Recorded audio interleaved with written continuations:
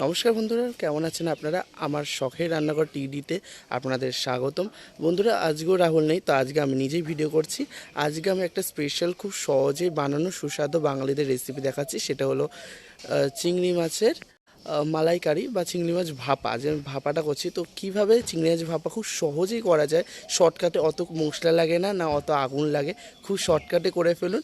বেশিক্ষণ লাগবে না, বেশি রান্নাও করতে হবে না, আগুনের পাশেও দাঁড়াতে হবে না, জাস্ট কিছু উপকরণ দিয়ে হয়ে যাবে। তো চলুন দেখি।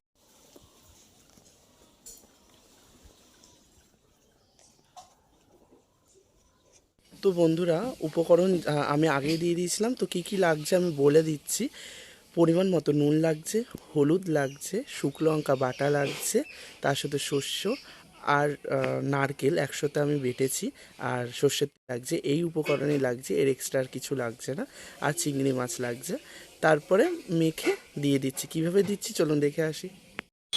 চিংড়ি মাছগুলো এইভাবে আস্তে আস্তে করে ভালো করে ছাল ছাড়িয়ে ভালো করে পরিষ্কার করে নিতে হবে। গাইজ, আমার এখানে সাউন্ড ভিডিওতে আসেনি, তাই আমি এখানেই সাউন্ড দিয়ে দিচ্ছি। আশা করি আপনারা শুনতে পারবেন। এবার এখানে সব মশলা যা যা লাগবে সব বেটে নেওয়া হচ্ছে। এবার এখানে যা যা লাগবে এই টিফিন কৌটোতে আমাদের মেখে দিতে হবে। চিংড়ি মাছগুলো এই মশলাতে আমি এক এক করে দিয়ে দেবো। এই মশলার মধ্যে রয়েছে আদা বাটা, রয়েছে লঙ্কা বাটা, শুকনো লঙ্কা বাটা, আর রয়েছে সর্ষে বাটা আর নারকেল বাটা। এবার এর মধ্যে নুন আর হলুদটা একটু আগে মেখে নেব, তারপর নুন আর হলুদটা দেব।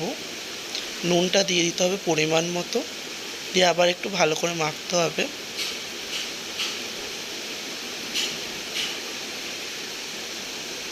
এবার একটু আমরা পরিমাণ মতো হলুদটা দিয়ে দেব।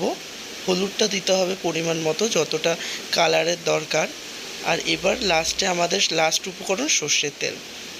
সর্ষের তেলটা একটু বেশি দিলেই ভালো হয়। এবার সর্ষের তেল দিয়ে ভালো করে মাখার পরে এটা যখন আমাদের 2 মিনিটের মতো একটু ম্যাগনেট করে রেখে আমাদের সেই টিফিন কৌটোটা ভালো করে ধুয়ে তার ভিতরে দিয়ে দিতে হবে। সব মশলা ভালো করে দেবেন, আর লাস্টে একটু জল দিয়ে দেবেন, যাতে একটু ঝোলটা একটু পরিমাণ মতো হয়ে যায়। এবার মশলার যতটা বাটিতে লেগে রাখবে সেটা জল দিয়ে দেবেন তার মধ্যে। ভালো করে দিতে হবে। এরপর এটা আপনারা আঁচ গ্যাসেও করতে পারেন বা উনুনে করতে পারেন। উনুনে তাড়াতাড়ি হবে, তো আমি উনুনেই দিয়ে দিয়েছি। আমাদের উনুন আছে বাড়িতে, তো আমরা উনুনে দিয়ে দিয়েছি এবং বাস 20 মিনিট অপেক্ষা করলেই অন্তত হয়ে যাবে।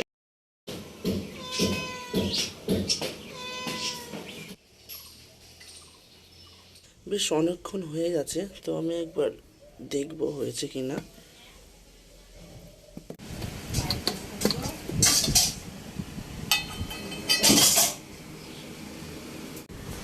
দেখতেই পাচ্ছেন কালারটা কিন্তু খুব সুন্দর এসছে এবং খুব সুন্দর খেতে হয়েছে। গন্ধটা কিন্তু খুব সুন্দর লাগছে।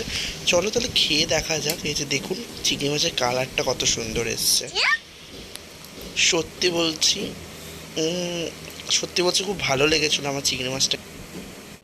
তো বন্ধুরা, অসাধারণ খেতে হয়েছে। এবার তো ভাত দিয়ে খাওয়ার পালা। তো এখানে আমার ভিডিও স্টপ করছি। ভালো লাগলে সাবস্ক্রাইব, লাইক আর শেয়ার করবেন। কেমন লাগলো আপনাদের ভিতরে, আর প্লিজ এইভাবে বাড়িতে প্লিজ এটা ট্রাই করবেন। আর এখানে আমি